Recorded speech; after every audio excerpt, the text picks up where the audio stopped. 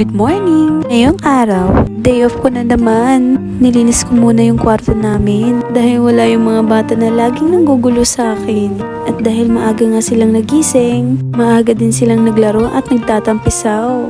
Siyempre, hindi mawawala ang kape. Ang sarap talaga nilang pagmasdan. Katapos kong magkape, sinundo ko naman si Ate Ina. Fast forward, ito nga rin palang araw na magpapamedical ako. Ito nga pala yung driver ko ngayon, first time niyang mag-drive. Thanks God at safe naman kami nakarating. Andito nga pala kami sa McKinley. Grabe, nakakaligaw talaga dito. Ang tagal din namin nag-ikot-ikot dito para mahanap yung pupuntahan namin. At buti nahanap na rin namin itong My Health Clinic.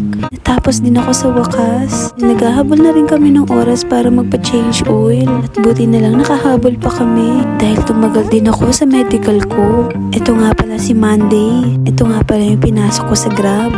Para kahit papano, may extra income pa rin kami. Grabe, ganito pala magpa-change oil. Ang talaga natin alagaan sa change oil to kasi lagi itong bumabiyahe. Buti na lang tapos na sila dito.